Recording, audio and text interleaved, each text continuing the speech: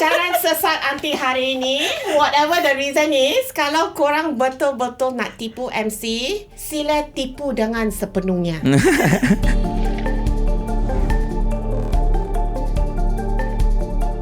Ada satu study yang kata lebih 17 juta pekerja dekat Malaysia yang pernah pura-pura untuk dapatkan MC dekat kerja diorang. So far untuk saya sendiri, Alhamdulillah tak pernah lah sampai nak kena tipu MC atau beli fake MC. Tapi I pernah dengar cerita daripada kawan-kawan and kawan daripada kawan yang diorang pernah buat benda-benda ni. So I nak tanya, kenapa ada sesetengah pekerja yang pilih untuk membeli fake MC? Big business. Itu dulu waktu I punya zaman, rate lah. Ada rate dia punya tau. Rate apa? Beli rate MC. beli fake MC. Fake MC tu RM5 satu keping. Yes. Oh my god, I tak pernah. Dia begitu murah kan? Itu rate dulu, rate sekarang? Yang I dengar juga ada different institusi dapat different amount. Contohnya hospital lagi mahal daripada klinik.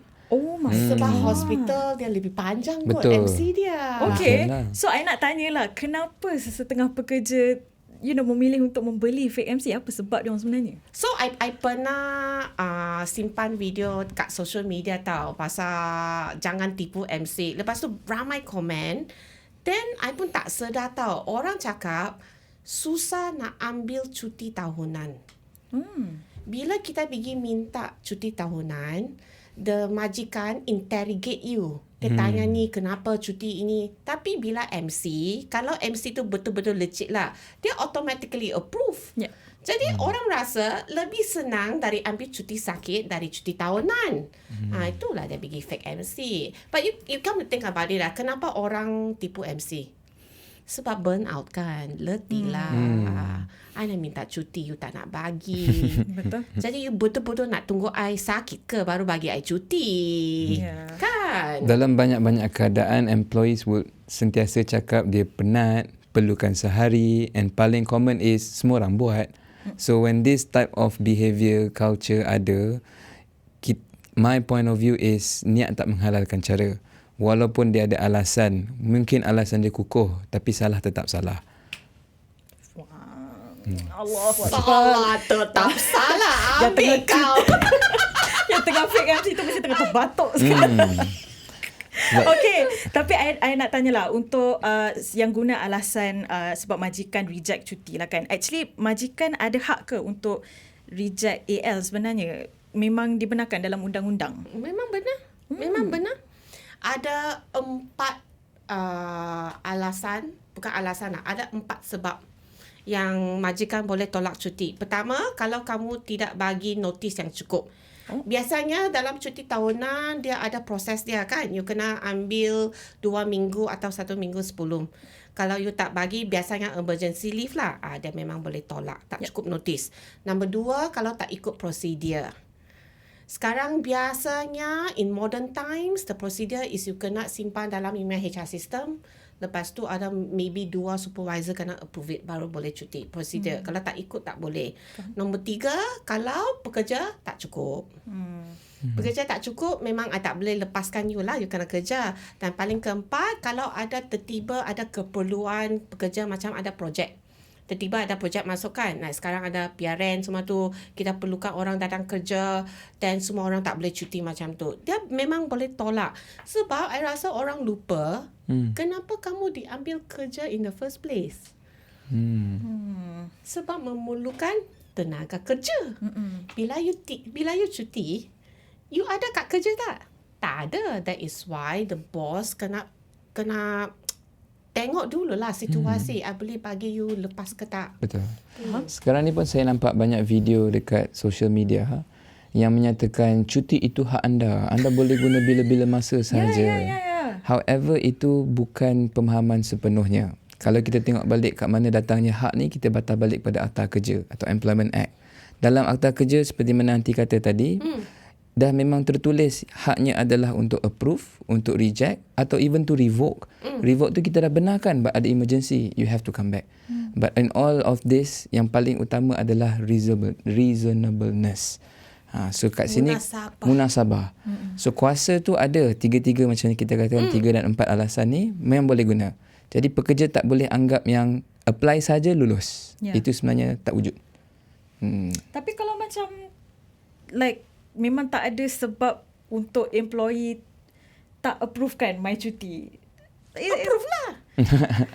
Sebab dengan kita ada juga orang pernah.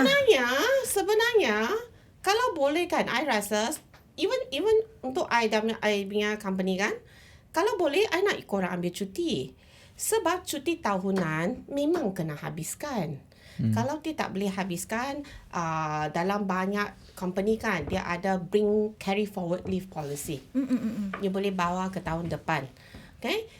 Ada juga ramai company yang akan tukar cash. Dia tukar jadi cash. Macam tu. But memang hak pekerja. Dia lain dari cuti sakit lah. I nak emphasize, kalau cuti tahunan, memang ada hak untuk clear. Cuti sakit lain nak. You tak boleh kata, tahun ni baru cuti 2 hari, ada 12 lagi hari balance, I nak sakit lagi 12 hari. Tak ada. Ada orang dijadikan KPI. Bukan you kena clear cuti sakit lah. But cuti tahunan, And dalam banyak syarikat, actually there is something called leave accrual. Leave accrual. Kalau you cerita dengan orang-orang finance lah kan, it's actually kalau orang tak ambil cuti kan, you cannot have amount accrued in the books that you have to reserve that amount just in case you need to encash the leave tomorrow macam tu. It's a finance thing. Kalau boleh tak repeat balik? It's a leave accrual. Dia simpan amount tu dalam, dia locked it in the books, in the finance books. I don't know the proper finance term lah sebab I'm not a finance person. But a lot of company, especially large company, right, they have leave accruals. So it will hit your P&L bottom line actually.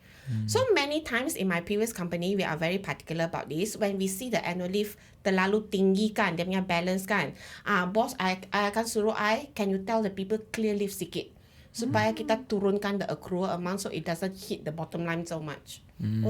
Memang ada cerita tu punya. Jadi for me, kenapa I nak sekat you punya cuti tahunan? I nak you cepat clear supaya I tak ada risiko nak bawa ke tahun depan. I lebih suka kalau you boleh clear cepat-cepat. Kasih kosongkan dia. Macam tu Okay, so far lah sepanjang Aunty dengan Zul pernah bekerja sebagai HR kan, apa antara alasan mengarut yang you pernah dengar pekerja bagi sebab untuk ambil cuti? Okay, saya tak naklah buka aib orang kat sini, tapi ada beberapa kes-kes klasik. So contohnya kenderaan tayar bocor, ada masalah rumah tangga, haiwan peliharaan memerlukan support dan bantuan. Saya bukan nak cakap ini alasan yang tidak munasabah atau merepek, tapi ini classic cases yang kita selalu dengar. So whenever kita dengar kes yang sama, kadang-kadang kita tertanya, berapa kali kenderaan you rosak? Berapa kali haiwan peliharaan you perlukan support? Semua alasan dia pernah pakai. Saya pernah cakap, I dah ada kucing. And I pernah ambil cuti semua kucing. Cerita tu pun ada logik dia. It's not about the alasan. It's berapa kali kekerapan dan macam mana digunakan. Itu yang dipersoalkan. Betul, so if I nak tambah sikit apa yang Aunty cakap tadi, I setuju yang sebenarnya cuti ni hak, tetapi ia bukanlah satu kelebihan. So MC sebagai contoh, kita bezakan ya. Annual leave kita bagi kepada pekerja untuk apply anytime untuk apa-apa alasan personal. Dekat sini kita juga kena fahami yang syarikat memerlukan tenaga kerja. So Aunty start dengan itu tadi. So kita kena find that balance, sama ada boleh ke tidak boleh, untuk kita bicarakan tarikh cuti. So cuti itu hak. Kalau kita company reject cuti, itu bukan menidakkan hak. Itu hanya kita dalam planning. Tak bagi langsung, itu menidakkan hak. So banyak pekerja dekat sini salah anggap. Dia akan merasakan, kena reject je, human right tak ada. But pemahaman yang syarikat memerlukan tenaga kerja, memerlukan satu budi bicara, itu yang saya nampak banyak missing. And second of all, yang sick leave itu, ada juga banyak kes yang saya sebagai consultant akan nampak patterns. So kita tak akan persoalkan orang ambil cuti sakit. Tetapi kalau kita nampak pattern, sakit hanya hari Jumaat, sakit hanya hari Isnin, sakit selepas dapat gaji, ataupun akhir tahun, time tu lah dia sakit segala-galanya sebab nak habiskan MC. So this is where we say patterns ada, wujud dan tindakan disiplin akan diambil based on undang-undang and syarikat punya policy. Sebab we will get into that also kejap lagi, tapi I also nak tanyalah, sebab ada juga yang ada company yang I pernah baca online, this person kata dia perasan sebab dia tak ambil banyak AL, dia dapat bonus lebih. Benda tu is it fair? Is it something that should be practiced? Is it a practice dekat company-company kat Malaysia? Ini pasal cerita kalau attendance should be considered as a bonus KPI. Sejujurnya, I pun pernah pakai taktik tu tau. I nak orang rajin masuk kerja, lepas tu I bagi, it's very common, attendance bonus. Kalau tidak ada MC, kita akan bagi you bonus. Kalau you ada MC, then we akan hapuskan you punya bonus tu. Is it legal? It's legal. Because it's not a mandatory wage. Dia bukan gaji wajib mah. Dia bonus mah. I nak bagi you bonus, suka hatilah. Apa I nak, macam mana I nak bagi you bonus. Betul. Dia bukan what is that, minimum wage. Kat Malaysia, undang-undang sangat simple je. All the majikan need to do is to bayar you 1,700 sebulan. Compliant dah. Dia tak bagi you increment bertahun-tahun pun tak salah undang-undang. Memang tak salah. So kalau saya boleh tambah sikit kat sini, nak memudahkan pendengar kita, bonus tu memang budi bicara. Melainkan bonus itu dinyatakan dalam kontrak sebagai bonus akhir tahun. Iaitu biasanya kita tengok kilang-kilang akan ada bayaran 13 bulan. So manufacturer akan dapat banyak 13 bulan, itu bonus wajib. Tapi bila kita kata tentang bonus akhir tahun, saya setuju dengan Anti yang itu pada budi bicara majikan. Saya juga setuju dengan Fatihah menyatakan orang kata tak adil. Tapi pada pendapat saya, secara logik akalnya, if you are more around, you are more felt. Lagi lama atau selagi saya nampak awak bekerja, selagi tu saya rasa awak kerja. So dekat situ penghargaannya lebih tinggi. So patah balik pada budi bicara, diberi secara penghargaan. Faham? Jadi bukannya kita nak cakap, tak menggunakan hak, dapat bonus lebih. Bukan. Dia yang pandai mengatur cara kerja, dapat bonus lebih. Walaupun katalah if you as a HR lah, katalah you ada 2 employee. Dua-dua employee bagus, cemerlang. Tapi seorang dia tak ambil dia punya AL. So sebab tu je dia boleh dapat lebih bonus. I rasa bukan semua pasal benda tu. Anyway, to come back to just now, I nak lengkapkan cerita. I banyak kali buat benda macam tu. Pakai bonus untuk menarik orang masuk kerja tak ambil cuti. Never work well lah. I pernah denda orang RM10 kalau lambat 5 minit, that kind of thing. Tak pernah jadi long term. For me, all these are sangat short term punya inisiatif. Solutions. Memang tak menyelesaikan masalah punya. So I sudah give up on that. Kita nak persoalankan kenapa orang lambat kerja, kenapa orang fake MC. You pernah tanya tak? You rasa orang bangun pagi nak fikir macam mana I nak tipu punya bos hari ni? Tak, kan? Betul. Mesti ada alasannya kenapa. I banyak orang komplain pun ada satu, favoritism. Kenapa you minta cuti, dia bagi. Dia minta cuti, I minta cuti, you tak bagi. Lepas tu I minta lagi awal, you tak bagi. Dia last minute you bagi. Macam mana? Orang sentap lah. Betul. Kan? Dekat sini pun banyak kes yang saya dapat. Majikan kadang-kadang tak ada alasan munasabah untuk diberi, kenapa dia reject. So at this point, pekerja pun tertanya-tanya lah, kenapa I punya ni kena reject? Kenapa orang tu punya dapat? So persepsi tak adil tu sentiasa wujud. I ada soalan lah sebab especially I think maybe Zul boleh jawab this one. Daripada majikan punya POV lah. Sebab ada juga setengah kerja yang I know for the most of us, kita memang tak larat lah nak kena memikirkan macam mana nak tipu majikan kan. Tapi I ada kenal mungkin bukan kawan sendiri tapi kawan kepada kawan yang yang mungkin dia dah selalulah terkantor yang dia kata dia MC, tapi you tengok Instagram story dia dekat mall atau dekat cafe, atau maybe I terserempak sendiri, you know, I on leave and I terempak dia dekat mall. So untuk staff-staff yang macam tu lah, apa perasaan you when it comes to like nak approve dia punya following cuti atau MC after that? Okay, dalam kita cakap pasal alasan munasabah tadi, kita cakap pasal budi bicara tadi, kita juga boleh cakap sekali tentang dekat sini banyak digunakan dekat mahkamah perindustrian perkataan trust and confidence, kepercayaan terhadap antara majikan dan pekerja. So dalam percintaan pun sama, you break my trust once, susah kita nak maafkan. So dalam pekerjaan, it's a relationship, satu perhubungan. So kalau sekali saya rasa ditipu, saya rasa dianiayai, jadi salah ke kalau saya menyoal anda tentang cuti-cuti yang akan datang. So dekat sini employee pula dia akan lupa dia pernah tipu. Dia akan lupa dia pernah menganiaya. So dia akan cakap tentang hak. So hak lebih tinggi daripada trauma majikan dekat sini. Dekat sini saya rasa macam kurang adil. Tapi at the same time, majikan pun salah kalau menganggap semua pekerja sama seperti pekerja yang membuat ONA tersebut. So kita kena faham dari segi fakta, dari segi personality dan juga dari segi pemahaman pekerja tersebut. Tak boleh kita kalau dalam masalah apa, one blanket or one size fits all policy. Tak boleh lah. Kita betul-betul kena tengok siapa pekerja punya masalah.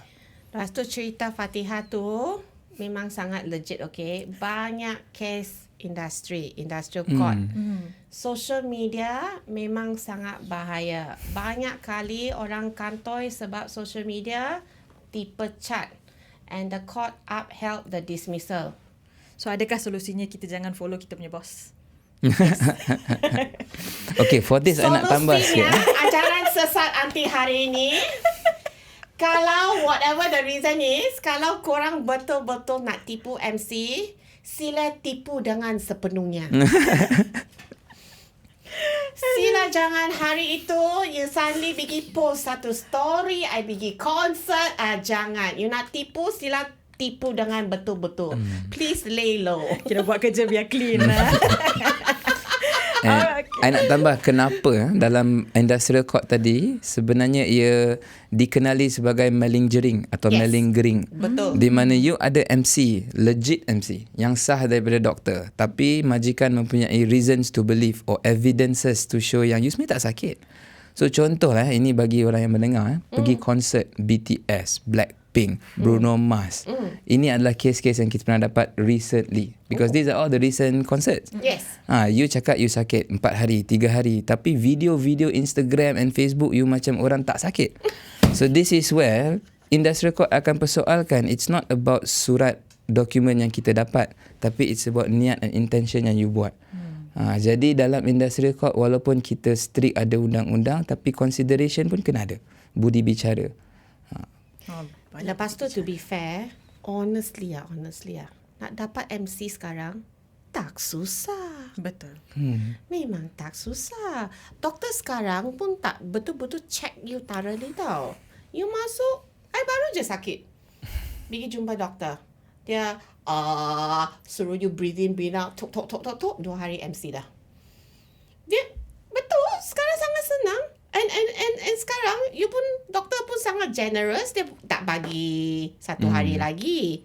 By default, I feel now is 2 hari. Compare to time dulu-dulu kita. I don't know time you lah. I time orang lama. You muda lagi lah. You muda lagi. But today, 2 days is so common.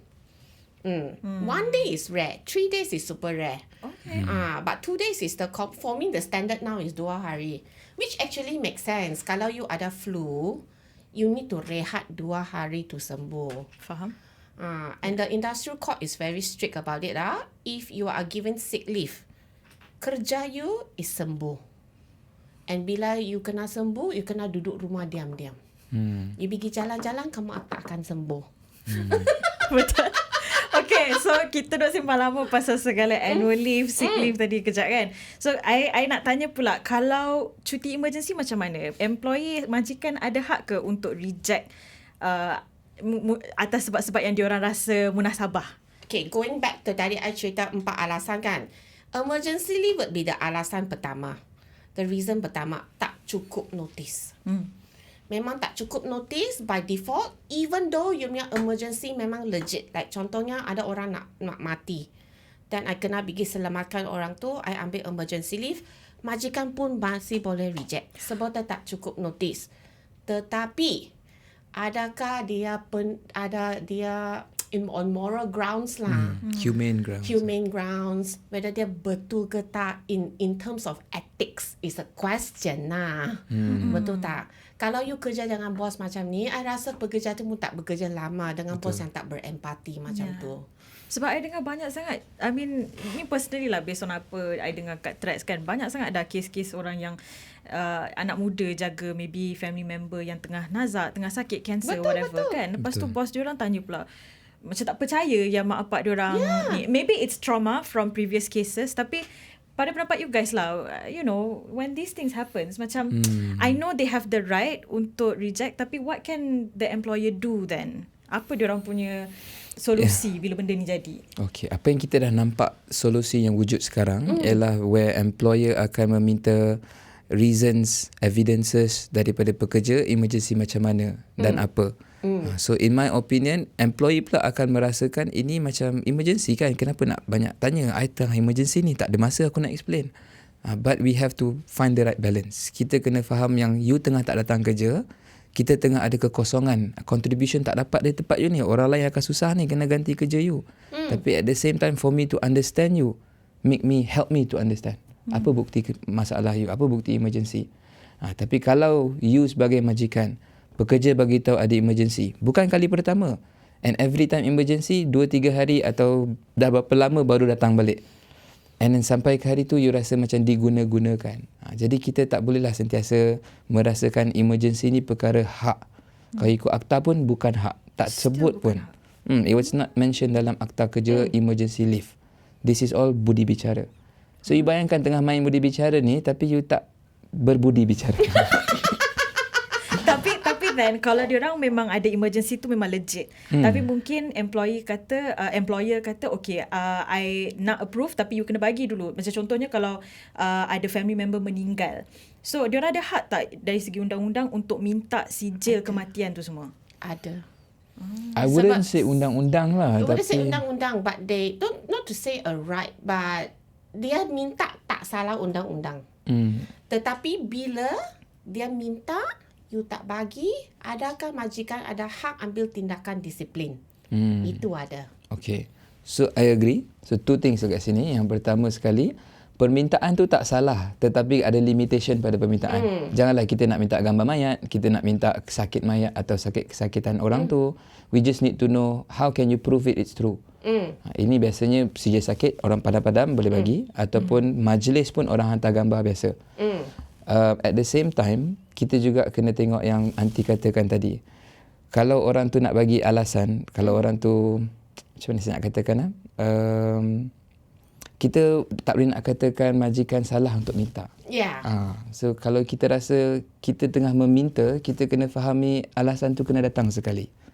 I think it has to be under control. You kena control situasi. Tak boleh setiap orang datang EL, okay je lah, I cincai-cincai. Nanti orang akan menyalahgunakan that situation. They will abuse the situation punya tahu. I think for bosses, it's reasonable to put controls in place sebelum dia go out of control. And it's also depending on your relationship dengan pekerja tu kan. You kenal dia kan. I pernah approve banyak EL kan yang lebih teruk alasan dia. Contoh? Macam anjing I sakit. For me it's legit reason. Banyak kali dah kucing I sakit. Even I sendiri pun pernah. Amia kura-kura hilang. True story. Serious. Okay. Jumpa tak nanti? Jumpa. Pagi tau. But this is a true story. Orang ingat why it's so ridiculous. I ada kura-kura kat rumah I. Pagi I bangun, I nak pergi kerja, I tak jumpa. Kura-kura I kat mana? I tinggal kat apartment. I tak nak balik, I jumpa kura-kura I ting-tong macam tu kan. I call I punya boss tau. I cakap I kena ambil EL. Kalau I jumpa, I datang office. Wow. For me, it's my boss okay je. As long as that trust is there. The trust is there because my boss genuinely believe that I need to take leave. Betul. Bukan I sengaja pergi cerita nak ponteng kerja. Also because my track record of my attendance is sangat bagus. Bila you pernah dengar I ambil EL kan? But kalau you ada pekerja, selalu je lah. Especially during bila during peak time. Like contohnya finance. Month end ada closing kan. Setiap kali month end closing, mesti ada cerita dia.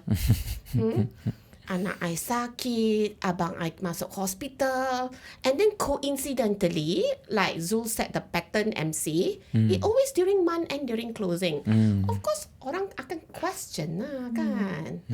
And I nak tanya juga, daripada majikan side, apa benda diorang boleh buat. Tapi benda tu semua kejap lagi. I just nak touch shortly kejap. Kenapa isu trust ni sangat, masalah kepercayaan ni lah antara majikan dengan pekerja still ada sampai sekarang, especially dalam bab ambil cuti ni.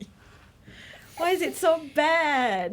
Macam mana nak jawab soalan tu Itu cerita panjang episod lain Because I feel that communication nowadays is memang challenging tau. I don't know about you guys, sebab I memang tua. Zaman I memang sangat close knit tau.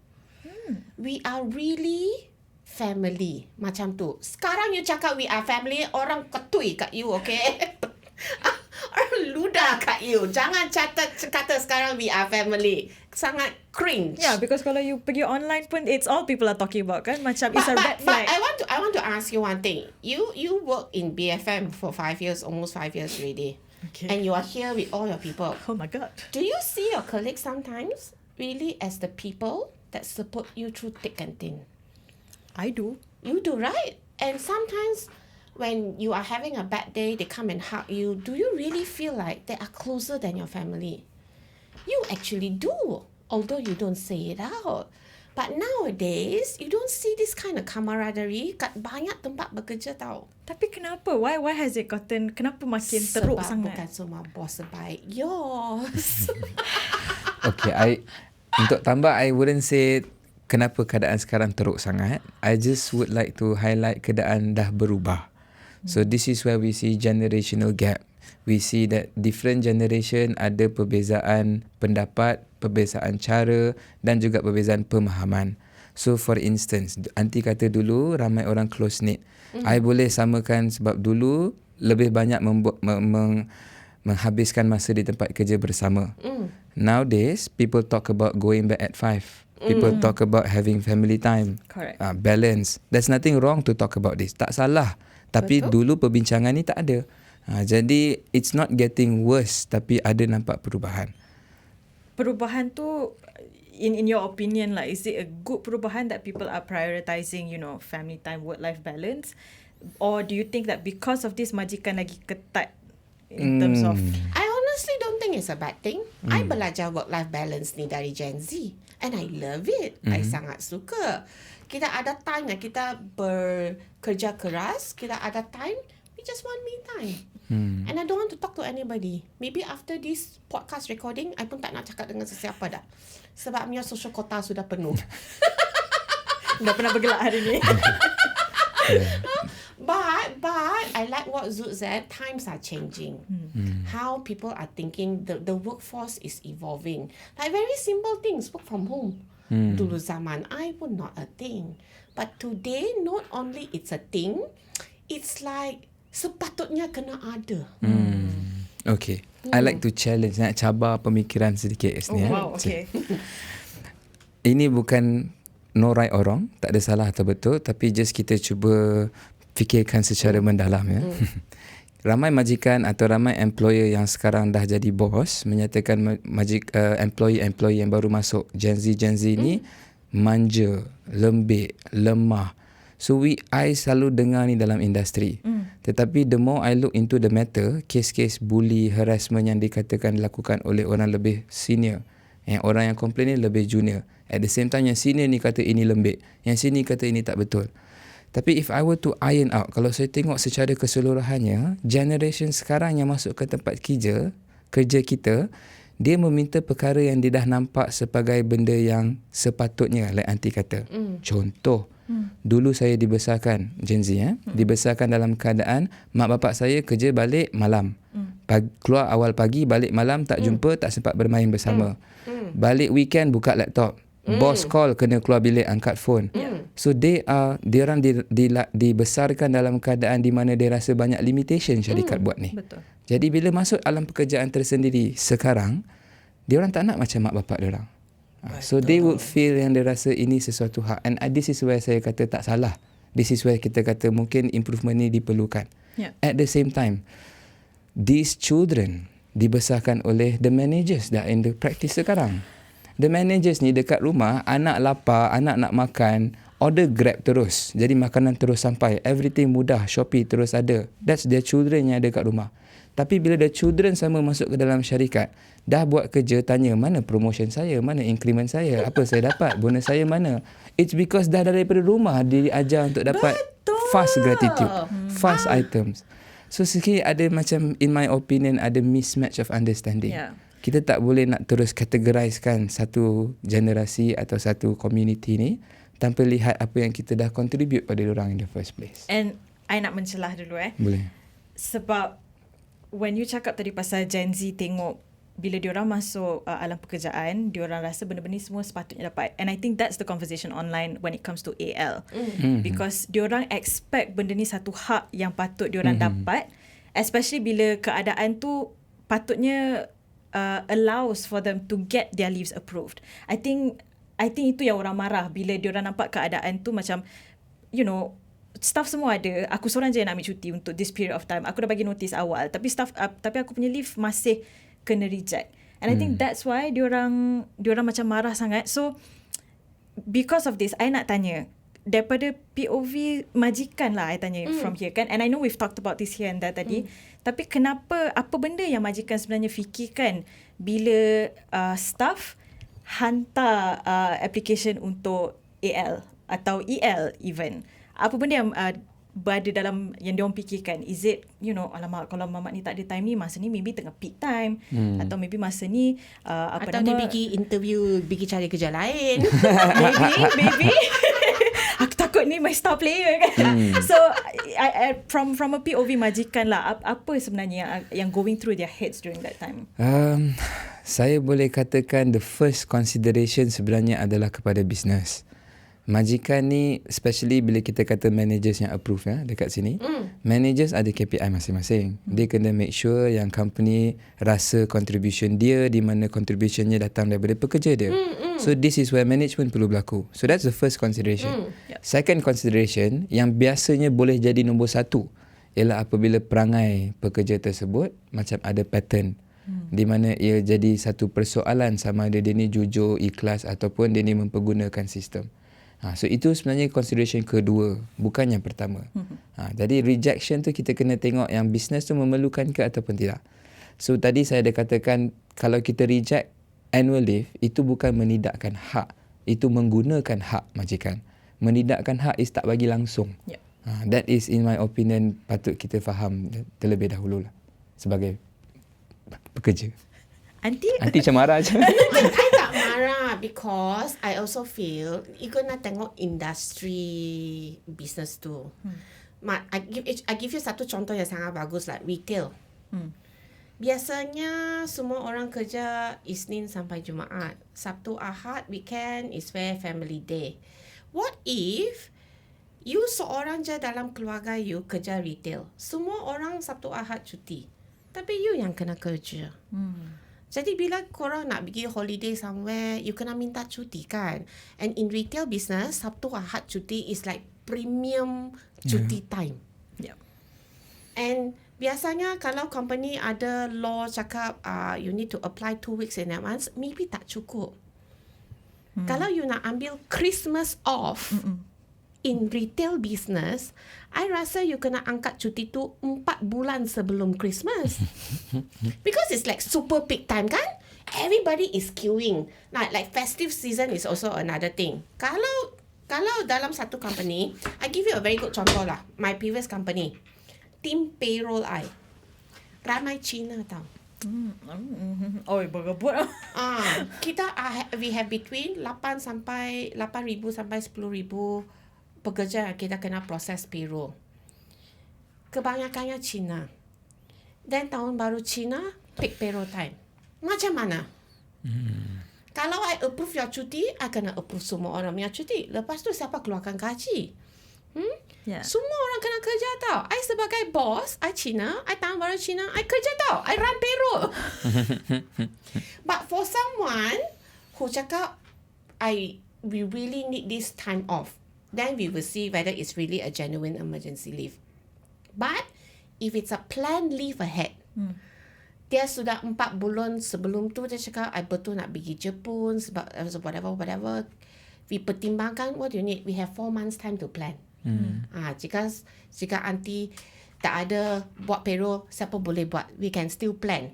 For me, that 1-2 weeks is tak cukup. So I think when it comes to cuti, planning is also very important. Yeah. Ada tengok sampai satu culture where, I mean in your case lah, macam my team pun kebanyakan, most of us are Chinese kan, so kalau Chinese New Year, I see teams like this, diorang akan berbincang antara employee to like, okay, this year aku ambil cuti, next year aku ambil cuti. Macam like ini yang kita perlukan lah kalau dalam satu team ataupun satu department, pemahaman antara masing-masing. Betul. And also planning. Betul. So kita tak boleh semua pergi cuti, bankrupt, lingkup nanti. Betul. Contoh radio, kalau hari cuti semua nak cuti, tak ada DJ, tak ada orang, siapa nak bekerja kan? So siapa nak cover PRN? This one juga kita kena persoal kepada pekerja juga. Faham dan ketahui tak bila masuk ke dalam kerja tu apa tugas kita. Betul. So kalau tugas kita memang memerlukan pada waktu-waktu di mana orang bercuti, kita tidak. Dan tak boleh persoalkan company tak adil.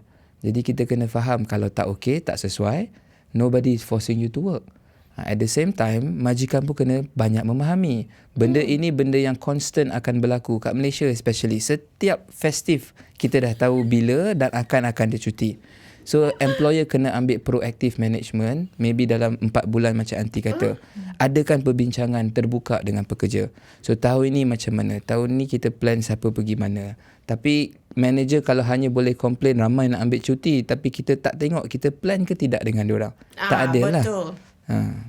Macam ada juga masalah yang selalu orang komplain kat I kan. Dia cakap dia punya syarikat ada undang-undang, ada law dia, tak boleh ambil cuti lebih dari 3 hari. Pekerja. Maksimum 3 hari pekerja je. Okay. Ada. Especially if those kind of environment yang selalu tak cukup orang kerja punya, like call center, BPO, logistics. Memang selalu tak cukup orang kerja punya. Stresnya macam tu. Macam kalau you nak pergi, kalau I nak pergi Itali 2 minggu macam mana? Takkan I pergi Itali 3 hari. Itu tiket sebegitu mahal dah kan? So you need to plan a little bit longer lah. Lepas tu, I nak seru semua majikan tau. Can you run your business not relying on one person too much? Yes. I agree. Ini pasal cuti. I say what if lah, touch wood lah. Kalau betul-betul orang tu emergency. Betul tidak ada. Macam mana? You nak tutup kedai ke? Yeah. I juga nak carut, jangan carut majikan je. I pun nak carut pekerja. You korang pun jangan ingat korang penting sangat. Jangan rasa you tak ada satu hari company akan lingkup. Tak lingkup juga. I banyak follower come and cerita kat I. Aunty very hard to take leave lah. Even if I take leave that time, my boss will keep texting me. Dia akan cari I pun cuti macam tak cuti je. Please. Korang tak sepenting yang korang fikir you. You're not as important as you think you are, okay? No. But it's a valid fear though. Sebab True. kalau I seorang je, and especially jenis yang bos lalu text I outside of working hours kan, I rasa macam kalau I tak jawab, it will affect my job. Like, kalau aku tak jawab bos ni minggu depan tak ada kerja dah. So atau bonus suka atau kurang. bonus tak dapat. And I rely on those things kan, sebab ni dah kira jadi macam livelihood I already. So macam mana kalau macam mana tu? Like what is the solution for this? What I rasa kan, cuti ke tak cuti, dia penting. Cuti is there for a reason. Sebab people need downtime. It's like a marathon kan. You want to be able to run far, you need to take breaks in between. So the law allows us to take breaks in between. It's there for a reason. But the planning lah yang sangat penting I rasa. Your business continuity plan is so important. And I find that it's very lacking in a lot of business today. Dia memang tak terfikir tau. Macam mana Yang I sangat risau kan, selalu orang bagi tahu I kan, I'm the one and only HR in the company. Betul. Saya seorang je dalam HR.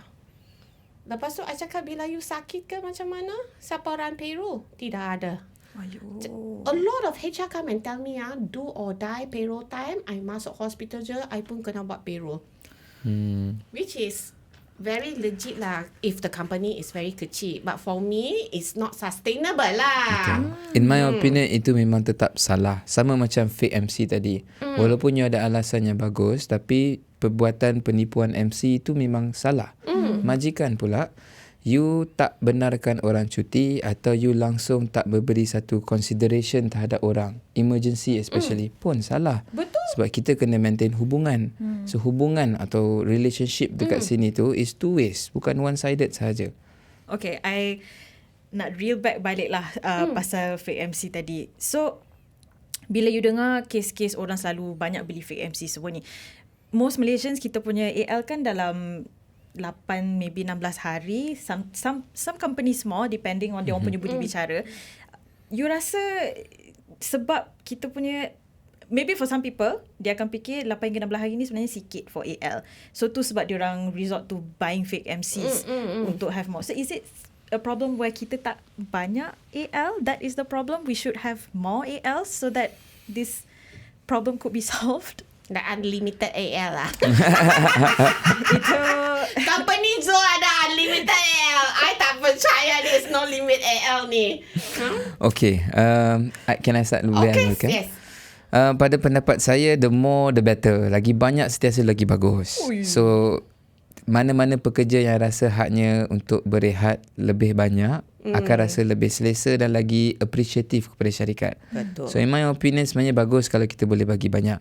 But kita kena tengok industri dan bisnes. Kalaulah kita bagi banyak kepada orang yang mengendalikan mesin, macam mana orang nak mengendalikan mesin kalau dia selalu tak ada? Jadi these are the things yang syarikat kena tengok kepentingan bisnes dan hak pekerja. At the same time, anti kata unlimited. Betul company saya sebenarnya unlimited leave.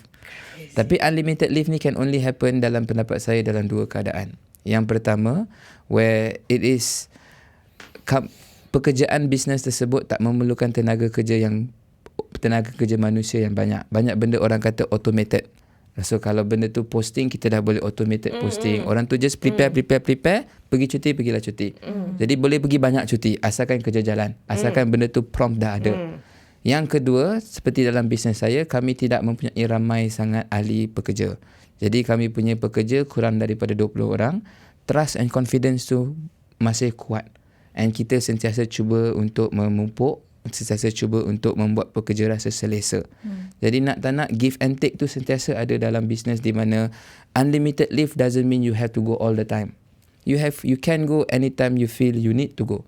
So dalam company saya ada orang yang melahirkan anak dapat maternity leave, tetapi memerlukan masa lebih sebab sayang kepada anak tu lebih. Kita benarkan sebab it's unlimited. But when that person comes back, dia punya contribution and dia punya value yang dia bawa masuk, dia kena tahu ada expectation yang kita ada. So when people work together, ada kita punya hubungan yang di mana kami percaya sesama sendiri. So at the end of the day, semua nak duit dalam poket. Semua nak bisnes berjaya. Kalau pemikiran pekerja hanyalah saya kerja untuk gaji bulan-bulan, di situlah kita rasa majikan pun persoalannya, you kat sini ni untuk bisnes ke untuk diri sendiri? So kita kena pupuk daripada rootnya. Deep pula kat sini. Sendirilah.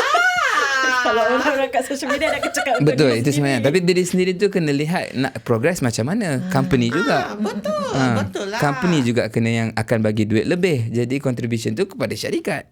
Jadi ada orang sampai ke hari ni masih memikirkan sebab kerja lama gaji saya perlu tinggi.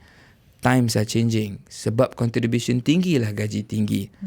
So kita sebut sebentar tadi pasal generational gap. Perubahan dalam generasi. Ini antara perkara-perkara yang kita kena tahu datang. It will come like a tsunami one day. Bila orang perasan benda dah berubah. Pemikiran dah berubah. Trust is so important, you know. Betul. And as majikan, saya nak highlight sedikit kat sini. Kalau kita punya anak, contohlah manager 40 tahun lebih, listener kita sekarang, ada anak yang kita jaga, besarkan, dah sampai besar, graduasi, tak pernah kena marah, tak pernah kena tengking. Kita pula pergi holiday, Italy let's say, kita jump into your example tadi. dia nak bawa anak dia dan keluarga pergi cuti Italy. Tapi anak dia punya majikan tak approve leave. Sekarang ni I bengang tau. Kenapa I dah bayar, I dah ni. So dia maki hamun, dia membuat satu persepsi kepada anak dia yang majikan dia salah. At the same time, he is also a manager dekat syarikat lain. Di mana dia juga reject orang punya cuti sebab pada business. So you see that there is this one cycle yang pada generasi kita sekarang is a challenge. Tak pernah ada sebelum ini. It's always about the older versus the younger lah. I baru cerita dengan Zul, I nak bring tough love back. Tough love. Tough love. I rasa generasi sekarang kena kuatkan diri. Terlalu lembek lah korang sekarang ni. Sikit-sikit mental. Kena kuatkan lagi. Not to say mental health is not important. It's important. There's a lot of awareness now. But I feel kalau korang nak jadi resilient, pun kena tabahkan diri dulu. Bukan suruh you bila you sakit, you tak ambil cuti sakit. But what if it's this situation? This is a true story ya. Macam hari tu, I betul sakit, okay? Betul I sakit. Memang kalau I pekerja, I legit MC. But on that day, I have a very important project to attend. If I miss this opportunity, I tak tahu bila lagi ada peluang lagi. Mati I pun pergi, okay? Sebab sangat susah nak dapat appointment tu. Yeah. But that is me. That is me. Sebab I ambitious. I nak betulkan, nak pergi go after my kejaya. Not telling you all to romanticize. Ada juga hari, I bangun, macam hari anjing lah. You bangun pagi kan, you rasa macam like tak ada mood. Saya pun melepek kat rumah. Kan? Sebenarnya tak ada apa-apa pun. Just sometimes you wake up at the wrong side of the bed kan. I duduk kat toilet kan. I pernah tau. Should I fake a stomach ache? That thought crosses everyone's mind, huh? Yeah, everybody. Banyak kali. Although I tak pernah fake MC lagi. Yeah. Tapi ular banyak kali lah kan. This is why pun kalau boleh saya nak encourage kepada majikan-majikan kat luar sana. Bila kita tahu seseorang pekerja tu telah bagi yang terbaik, we feel it. Kita bagi bonus, kita bagi ni. At the same time, kita kena consider dia punya kesihatan. So, bagi cuti kadang-kadang tak perlu tunggu dia apply. Kita juga boleh plan dalam kita suggest. So, why not dalam bulan ni, hey, you dah kerja ni, dah berapa hari tak, why don't you go? So, this is also the power yang majikan kena ada. So, not always majikan punya hak adalah approve reject. We must also understand ada kita punya kuasa untuk encourage. Ada kita punya kuasa untuk plan dengan pekerja dengan betul. Walaupun bukan dalam undang-undang, tapi dalam praktis itu perlu ada lah. I nak balik pada pada apa Aunty cakap pasal mental health tadi kan, pasal senang koyak and everything. Memang betul ada some of us yang macam kadang-kadang tak kisahlah diagnose atau tak diagnose kan, tapi ada some of us kadang-kadang macam dah burnout gila, tapi nak MC tak boleh ambil MC sebab kalau pergi klinik dia nak diagnosis apa kan. Tapi at the same time you tak boleh nak ambil AL sebab tiba-tiba jadi. So I pernah dengar ada company macam even kat BFM pun kita orang ada this thing called Duvet Day where it's Duvet What day? Duvet Day. Duvet? Yeah, so like duvet? Yeah. Selimut? Yeah. I don't know how other companies does it, tapi I pernah dengar other company maybe they call it mental health days. No, ramai ada. So do you think like company should implement this kind of cuti where it's separate daripada you punya AL, daripada you punya MC, maybe 3 hari setahun atau 4 hari setahun atau maybe more than that setahun, where diorang boleh ambil tanpa apa-apa sebab maybe that can also build trust. I don't know. What do you think of it? If they have a separate entitlement is better lah kan. But I think a lot of company tak ada. Like contohnya kat company I dulu memang tak ada. But as a head of department, I have control of the attendance. I actually panggil dia hari anjing. Oh, hari anjing. I betul panggil hari anjing. For my definition of hari anjing, if kalau you nak cuti, you rasa you tidak ada alasan, you just bagi tahu je, bos hari ni hari anjing. I akan approve je. I tak akan tanya soalan. But this is the thing bila I implement this hari anjing thing, tak pernah ada orang pakai. Setiap kali bila diorang think they need time off, they akan bagi tahu I kenapa. But that's because the trust is very Because the hard. trust is there. I told you, they very have told me before sebab anjing kucing sakit is sangat common. Itu sangat common. Pernah banyak kali macam like I punya best friend punya emak sudah pass away. I nak ambil EA bikin support dia. Okay. So it's not directly related, tapi you just want to be there for a friend. Yeah, what a bit. Like for myself, I pernah ada satu kawan I, dia masuk hospital, she sangat nervous nak pergi surgery. I took half day EL and I told my boss I want to go support my friend at the hospital. I pun tak pernah ambil because when you have that kind of trust, you will always bagi tahu punya. You akan bagi tahu punya. I pernah ada staff bagi tahu I dia nak ambil cuti sebab nak pergi interview. Jujur. Jujur sangat tu. I pun okay je lah. Wah. So, okay. Itu pasal mental health. So, in conclusion, you guys are for having mental health. Of course, we are all for Yes. mental health. And you guys think benda ni patut separate daripada you punya MC, daripada you punya AL? Kalau mampu lah. Betul. Like company dia memang ada. I think dia lebih kepada kemampuan majikan untuk ada bajet. Because even 2 hari 1 tahun bagi satu pekerja can go up to millions kalau you ada ramai pekerja. So that is paid days tanpa contribution.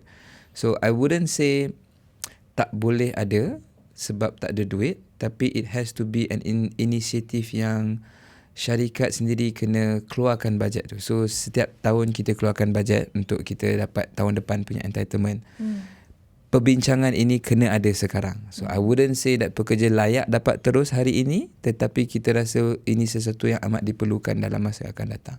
So kalau pekerja kata my boss tak bagi bila saya kata saya punya best friend punya mother meninggal, saya nak support best friend saya. So maybe time aunty dulu memang majikan tak akan dengar dan alasan. Tapi sekarang ini we are more humane. Kita pun ada banyak memahami pekerja. So I would say in the future it can become a hak pula. Contoh I would say sabbatical leave. Sabbatical leave bukan hak lagi, tapi semua syarikat saya dah dengar ada sabbatical leave. Sebab pemahaman tu wujud daripada dulu, it roll down to the new generation sampai dah dia rasa itu hak. So I would say mental health to a certain point akan jadi hak, but not today. Okay. Who knows kan? Who knows? Yeah. I am fighting. Kalau boleh, we are driven to have a better and safe environment kan? That is a very good word. Healthy and safe environment. Betul. Safe environment. Selamat. Sangat bagus. Baru nak post video tu nanti. Sekejap, I nak tanya balik sekejap. Sabbatical leave tadi tu apa maksudnya? Sebab I tahu different company treat it differently kan? But in general, what does it mean? Sabbatical normally dalam bahasa Melayunya apa ya? Cuti. Okay, in layman terms, kat Malaysia kan, dia unpaid leave. Unpaid leave? Dia kira, actually the original sabbatical leave is actually paid free cuti free. Betul. Macam You AL. tak pergi. Tak. AL is your hak kan. Contohnya AL you sudah habis. Lepas tu I bagi you 1 bulan extra cuti. Tapi gaji masih berbayar. That is sabbatical leave. That is the original one. Tetapi over the years, this sabbatical leave sudah evolve. Nowadays, people also pakai dia kalau you ambil unpaid leave for a long period of time. Dia pun pakai Term istilah Sabbatical sebenarnya bahasa Melayu pun sabbatical saya rasa. Saya tak pernah sabbatical dengar lagi leave. ayat lain. Dia lebih kepada unpaid leave time is what lah? Unpaid leave is cuti tak tak berbayar. berbayar. Cuti tak berbayar. So sabbatical and unpaid leave is almost similar. Lebih kurang. Sebab you tak datang kerja, you tak dapat gaji. Tapi at the same time, you belum diterminatkan, belum ditamatkan. So keadaan biasa orang ambil sabbatical ni kalau nak pergi study dulu. Mungkin dia ambil master. So dia ambil sabbatical 6 bulan, 12 bulan. Hari ini kita dengar sabbatical is more used dalam mental health. Contohnya I'm going through depression. Ada orang baru meninggal dalam keluarga saya. Ada orang melalui satu kesusahan. Dia memerlukan masa untuk dia, orang kata healing. Yes. Ambil masa. So, okay. This is where saya nampak sabbatical banyak ke arah sana. So mungkin juga akan ke arah psychological sahaja. Where kita cakap pasal mental health punya cuti. OSHA pun kalau nak tambah sedikit, tahun 2022 dia ada buat penambahan dalam definisi psychosocial harm. Di mana dia dalam akta OSHA tu, occupational safety hazard, health, dia kata psychological harm merupakan satu safety sekarang. Jadi kalau the employee kata dia tak selesa, tak okey, menjadi mangsa bully, harassment, kita now boleh trigger OSHA kata tempat kerja dah tak selamat. Bukan sekadar pintu rosak, lampu rosak, sekarang kita dah sampai ke minda. Damn, kalau macam Betul. tu, kalau orang tua The workforce is betul evolving Now it's sekarang. evolving. Dia It's very banyak much evolving. awareness Interesting sekarang. So kalau macam tu lah kan, okay, katalah situation di mana berbalik pada MC tadi, katalah kawan I period, Okay. and then period tu sakit kan, cramp apa semua, tapi dia tak dapat nak ambil MC for that. Tapi kalau dia masuk office, she cannot get any work done juga sebab dalam kesakitan yang sangat teruk dia nak type macam tu dah kan. So kalau dalam situation macam tu, you akan advise macam mana? Sebab kalau tu boleh mental, kena OSHA kan. Betul. So macam mana? That one by law is annual leave. Banyak kali I pun pernah ambil benda tu, tapi bukan pasal period lah. Pasal you tak sihat, lepas tu you pun rasa tak sampai you kena pergi jumpa doktor, maybe you just need to take Panadol, you tidur kat rumah kan, then you ambil cuti lah. That Untuk ni is saya kena annual strict sedikit kot. Di mana bila kita memasuki satu pekerjaan, dalam kontrak kita dah kata kelayakan kita apa. And kalau kelayakan tu annual leave, ada cara nak apply. Emergency ada cara, cuti sakit ada cara. Kalau kita nak masukkan alasan kita kena tahu kat mana alasan kita boleh masuk. So that's why kalau you ada masalah datang bulan, bukan nak kita persoalkan masalah you, tapi kita tengok cuti mana you boleh ambil. So kalau you boleh plan you punya datang bulan, annual leave mungkin boleh lah. Tapi normally datang bulan ni tak boleh plan. Yeah. So now we go for emergency pula. Sebab We go so for I nak sick tanya leave tadi pula. sebab macam kadang-kadang cramp ni ada bulan Lain sakit, hari, lain masa. Lain masa satu hari. Actually, I ada pengalaman ni. You pernah ada satu klik macam tu. Oh. Setiap bulan memang MC. Tetapi this is the thing when dia datang temu Duka waktu tu, dia pun sangat honest. She was very upfront about it. She said, when we asked, is there something we need to be aware about? Then she actually treated. Actually, I have very bad period cramps. Every month, I might need to go off for sick leave. Sebenarnya bila majikan dengar ni, dia red flag tau. Setiap bulan you akan cuti sakit, but kita ambil dia. Sebab bila kita buat latar belakang, check belakang dia, majikan dulu dia pun cerita yang sama, tapi majikan cakap dia memang siapkan kerja dia. So you jangan risau. So kita pun ambil dia, and it's betul. I pun pernah ambil orang yang ada, how do you say, I don't want to say they have mental illness They memang ambil medication sebab of depression. Bila you ambil pekerja macam tu, I rasa you have to expect there will be banyak mornings kan, memang dia punya mood tak stable. Then tendency of MC pun ada. I pernah ambil pekerja macam tu, tapi kerja dia siap. Yeah. Jadi kita tak kisahlah, janji kerja siap lah. So you also have to see your type of kerja, Betul. the nature of your business. Okay, I nak masuk to one of my main question today, which is sebab Kementerian Kesihatan kita baru announce yang diorang tengah kaji nak pakai digital MC. Okay, so boleh tak explain maybe secara ringkas untuk orang yang tak tahu digital MC ni apa benda digital MC tu, and macam mana dia berfungsi? I would say dia satu inisiatif kerajaan sebenarnya. Correct, yes. Di mana semua MC, dan ini masih dalam rangka belum finalize lagi, di mana semua MC yang dikeluarkan oleh klinik-klinik, doktor-doktor akan melalui sistem di mana macam Aunty kata susah untuk orang tipu, susah untuk orang tukar tarikh. Doktor pun akan direcognize melalui MC tersebut. Dekat sini kita boleh tengok doktor mana bagi banyak MC. Ni semua kita boleh tengok macam-macam. So I would say it's a online trail for us to standardize the practice. Untuk bagi orang, untuk mudah faham, untuk kita selaraskan kita punya pemberian MC. Kalau tak selaraskan, di sinilah kadang-kadang MC tu dia dibuat-buat. Orang sendiri fake MC yang dia print kat rumah. Ada orang guna MC lama, dia guna 10 kali dia MC yang sama. Dia tukar-tukar tarikh.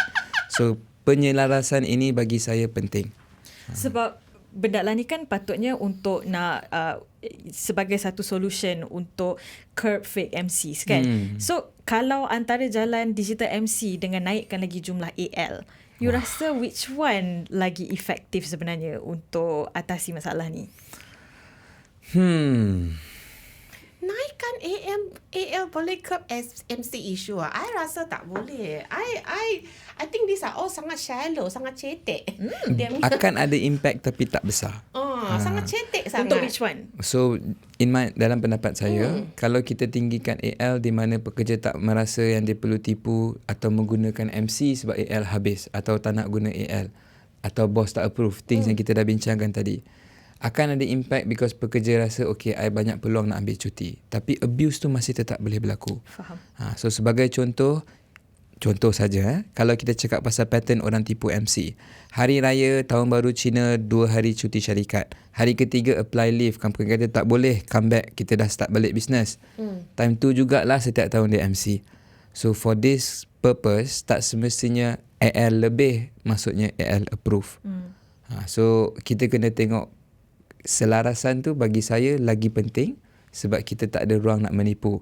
Tapi approval, rejection itu masih prinsip antara majikan dengan pekerja. Kepercayaan tetap dia kena tak ada. menyelesaikan So, naik masalah pun tak selesai, motivasi. Betul. I can say that way juga. Dia tak menyelesaikan masalah motivasi. This DGMC, I think is a very good initiative if you want to go paperless. Oh, okay. You nak benda Paperless. sangat systematic sekarang. Want to become a very advanced technology nation. Yeah. Okay, boleh lah. Canggihnya Malaysia sekarang DGMC. Macam tu kan. But dia tak menyelesaikan masalah kenapa orang tipu MC in the first place. It can curb it. Yes, macam you simpan CCTV lah kan. Kalau ada CCTV, chances are I will behave myself. Macam China sekarang kan. Semua ada CCTV, so the crime rate has dropped. But bila you simpan sistem macam ni, this kind of control, of course the fake MC will drop. Dia memang drop. But productivity pekerja akan improve tak? We don't know still. We don't know. You rasa? Are you solving the motivasi pekerja? Tapi Aunty rasa, do you think it can solve? No. Tak. I don't think dia kena mengena pun. You think employees might cari cara lain untuk... That is so correct. People will always find a way. Betul. Kalau Ada nak je tipu, cara dia. Ada je dia punya macam method sekarang dia. pun banyak case scam kan. Dan apa yang boleh solvekan motivation diorang untuk datang ke kerja? Jadi bos yang baik lah. It's as easy as that kan? It's as simple as that, but Betul. it's not easy to execute. I agree. Ia as simple but not easy. to execute. So kita pun kat sini cakap memang senang. Kita tak tengok orang punya hubungan antara majikan dan pekerja. Tapi secara keseluruhan yang kita dah pernah lalui, Aunty and myself, I rasa kalau ada pemahaman yang tulus, ikhlas, jujur, as simple as that, ini tak akan ada masalah VMC. Faham. Ini contohnya lah kes kita ada tim bola dia main. Adalah This tak tahu World negeri Cup mana lah, kan. World Cup. World Setiap Cup ke. tahun. But I want also majikan to be more proactive. You sudah tahu dah World Cup ni. Memang ramai akan MC on Monday. Memang ramai. I can foresee it dah. Kenapa be more proactive? Bagi tahulah orang. Remind orang ambil cuti. Kalau korang ambil tengok bola tu, sila ambil setengah hari cuti, okay? Kita kasih approval. Tak dengan Exception. bos-bos sendiri ambil cuti. You don't Mungkin know. boleh jadi. There was one year it really happened dah. Bos I bagi half day cuti for semua orang. But skeleton crew. Kita bahagikan company kepada 3 actually, 3 batch. Sebab we work throughout lunch kan. Everybody take turns to come. Yang habis bola terus masuk kerja, lepas tu habis kerja balik tidur. Ada yang sudah tidur dan masuk kerja macam tu. Kita bagi cuti free. Sebab kita tak nak all this unplanned leave come up. Tiba-tiba EL lah, MC lah, tak payah. So, kalau saya boleh tambah juga, proaktif majikan kat sini juga is for us to understand yang time-time tertentu pekerja akan appreciate apabila majikan memahami. Contohnya, kita tahu World Cup 3 pagi, 5 pagi. Kita bukan nak cakap ambil cuti the whole day. Memang tak boleh, lingkup business nanti. What we can do is masuk lambat half an hour, 1 hour. That instance itself memahami kat situ. So bagi saya, kita tak boleh ikut traditional method. Tak pernah kita buat dalam World Cup sebelum ni. Because dulu tak semua bos tengok World Cup. Sekarang I would say almost many bosses have access to World Cup. Yes. Dekat phone, dekat iPad, dekat ni. So lagi banyak orang tengok juga. So it's a different generasi yang kita hidup. Kita kena ikut method yang berbeza sedikit. Wah. Betul, actually that masuk lambat is something yang I quite terkejut, because recently I went out with a friend and dia ada hal kan. Dia ada hal, dia nak fit MC tak boleh sebab dia dah tak cukup Dah MC. surang ke apa Ya, ke. AL pun dia dah nak habis. Lagipun dia baru masuk kerja baru, so dia punya cuti tengah prorated. Tapi I cakap dengan dia, kenapa you tak masuk lambat je? Then you just clock out lambat lah kalau boleh. And then dia kata, tak boleh because everyone is already gone by like so and so PM. And then kalau I tak gerak, memang aku tidur kat office lah sebab I tak boleh nak keluar. So Ask for time off lah. Yeah. Time Ikut off is kepada very common. kat mana syarikat atau company tu boleh bagi. Tak semestinya it can happen for everybody. yeah, okay. Kalau you kerja kilang contohnya, nak bagi tengok bola memang susah sikit because mesin tu start gerak pukul 7. Tak ada orang datang kendali. Jadi kalau business macam ada administrative office, orang datang pada office kan. Jadi kita boleh masih atur cara kan kat situ. Dekat UK, pekerja boleh buat self-certification di mana kalau orang sakit, diorang just bagi tahu dekat majikan diorang atas budi bicara lah macam mana diorang nak buat tu. Diorang tak perlu submit MC pun. But this is for the first 7 days. Sistem macam ni, Aunty dengan Zul rasa sesuai tak kalau pakai kat Malaysia? Okay, so kalau I boleh terangkan lebih sikit on the system ya. Dekat UK, 7 hari pertama sakit self-certification. Sendiri punya bagi tahu majikan, sendiri bagi tahu reasons. Biasanya orang guna forms and templates kena isi. Lebih 7 hari kena ada fit note. Fit note dekat Malaysia ni MC lah. In my opinion, Apa tu fit note? MC, medical certificate. They fill up themselves. No, they have to get from the doctor. Macam standard lah, you macam pergi standard. klinik. So maksudnya 7 hari pertama you sakit, you tak payah bagi MC kat I pun tak apa. Tapi selepas lebih 7 hari, you kena ada that fit note. You kena ada that MC. So now your question is, boleh ke tak kita pakai kat Malaysia? Sesuai tak? Sesuai atau tidak? Macam Malaysia pun ada. Kita Malaysia- punya 48 jam instead of 7 hari. Tapi memerlukan MC. Tak ada MC, tak dapat cuti. Ini Kita punya case, after tak, 48 hours kita perlukan MC. yes. In this case, tak perlu MC pun, you still get paid for the leave. Tapi I still need to go to clinic No need. kat UK. Kat UK. After 7 days, I still need to go to clinic to get a fit note that said I was sick. Yes. But if it's lesser than the 7 days, payah. tak perlu. I would say it's a trust system lebih kurang. Tetapi this is where I kata kalau kat Malaysia abuse mungkin banyak jadi. Mungkin dia rasa 7 hari tu adalah 7 hari free instead of 7 hari sakit. Risau Risau. So ini pun I would say trauma industri lah. Ya. Tapi kenapa kalau kat UK okey, kat kita tak okey? Banyak perkara undang-undang kita berbeza. Lebih kepada culture dan budaya. Di mana orang-orang kat sana, cara pekerjaan diorang, cara pengendalian pekerja pun berbeza dengan kita dekat sini. Cuti diorang berbeza dengan kita dekat sini. Kita almost every month akan ada festive season. Setiap budaya akan ada cuti. Di mana kadang-kadang MC ini merupakan lapisan cuti tambahan bagi diorang. Dekat UK mungkin tak perlu. At the same time, diorang rasa kalau sakit ni, you can always recover on your own. Kat Malaysia, undang-undang pada asalnya dah kata, sakit kena bagi tahu doktor. Doktor kena cakap, you betul-betul sakit. Ya. So from the beginning itself, kita dah kata sakit tak boleh self-diagnose. So walaupun kita ada ubat Ciketion, kita ada ubat Panadol, kita ada Ufamol, akan rasa still Memang tak tak cukup boleh lah. Ini masih okay. Yang not to say sentap, what's the word lah. Yang it doesn't sit well with me HR yang pergi ajar doktor macam mana nak bagi MC. That one doesn't sit well with me. Macam mana pula tu? Ada banyak tau. I punya follower come and complain. HR dia pergi call doktor, cakap tarik balik MC tu.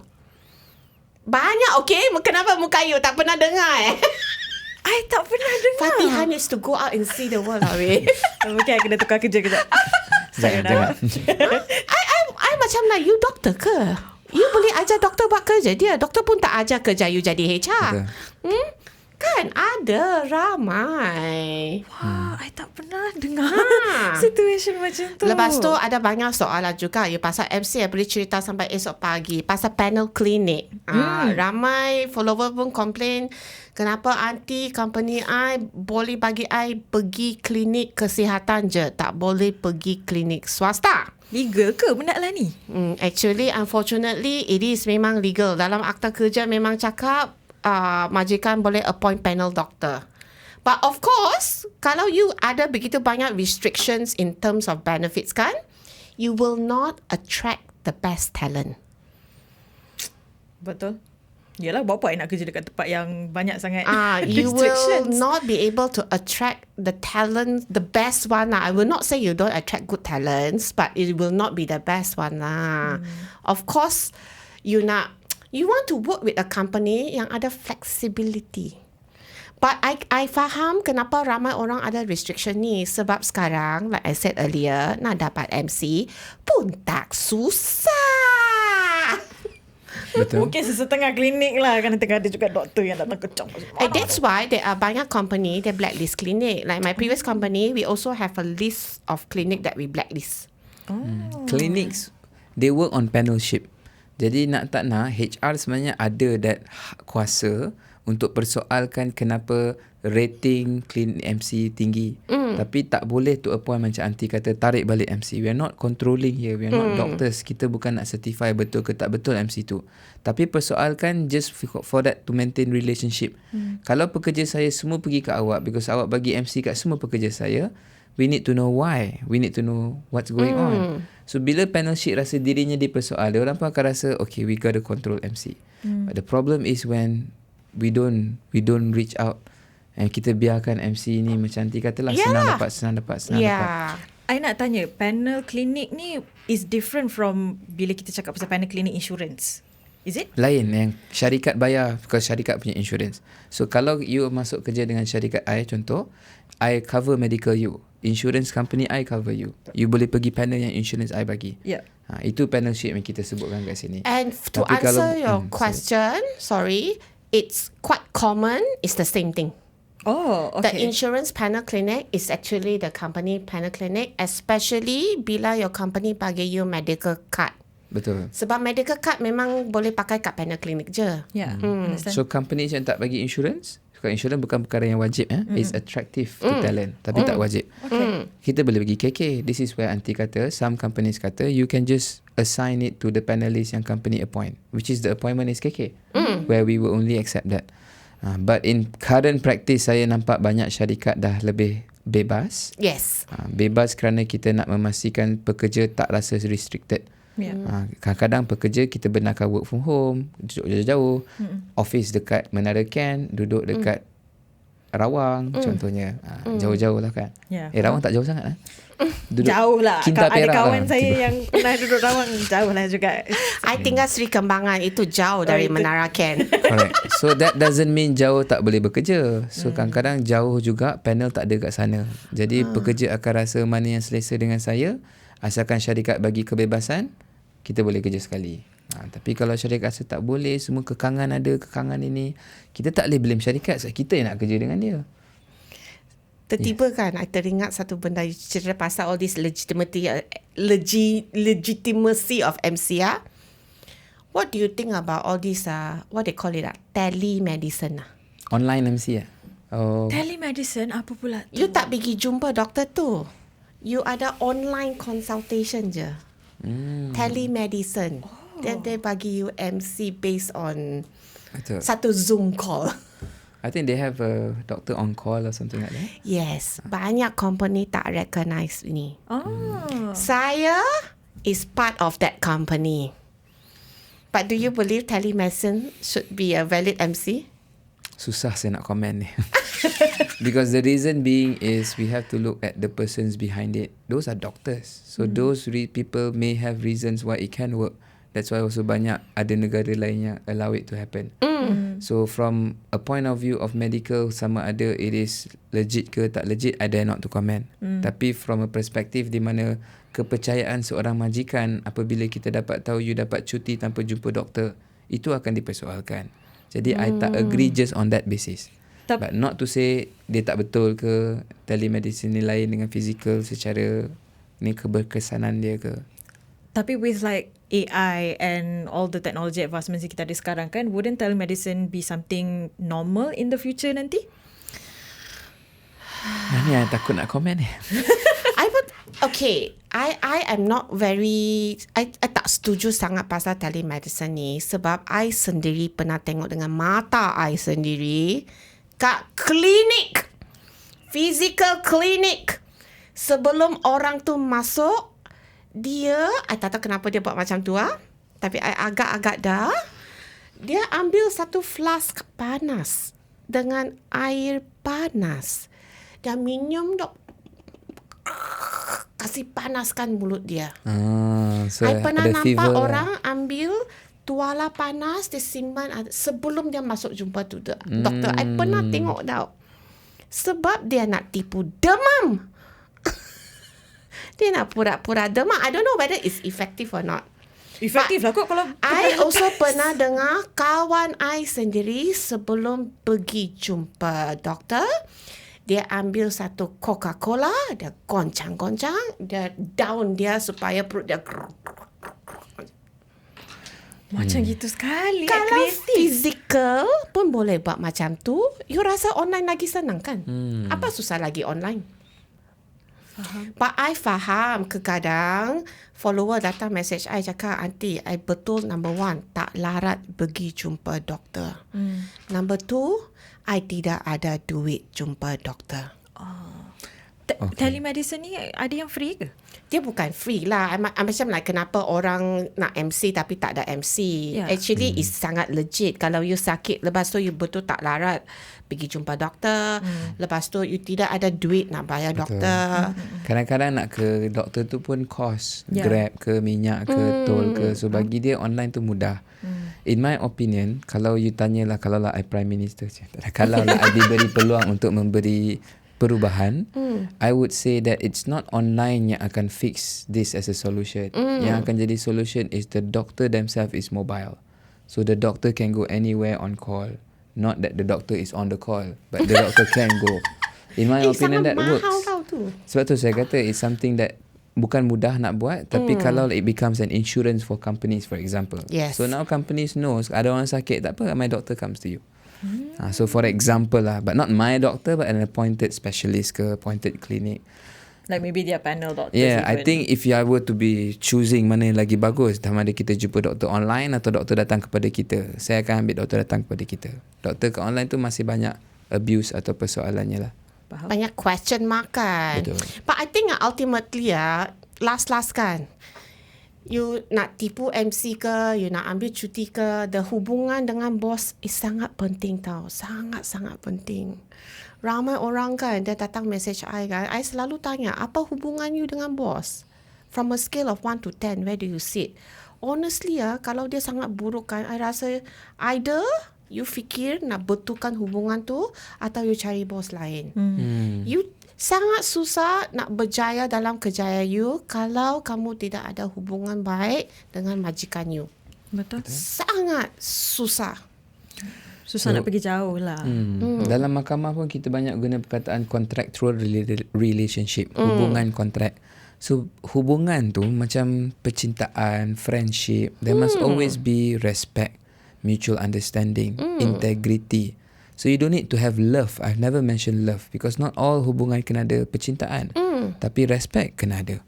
Jadi things yang kita kena faham sebagai pekerja and juga sebagai majikan ialah macam mana kita nak buat improve kita punya hubungan. Betul. So kadang-kadang bukan hanya pada polisi, ia lebih kepada budi bicara. Bukan hanya kepada punishment, ia lebih kepada pemahaman. Jadi ini semua maybe kena educate. So it can't happen overnight. Tapi with the new generation yang akan datang, manager-manager yang berada dalam tempat masing-masing patut sedar. This is a new wave. Changes may have to come.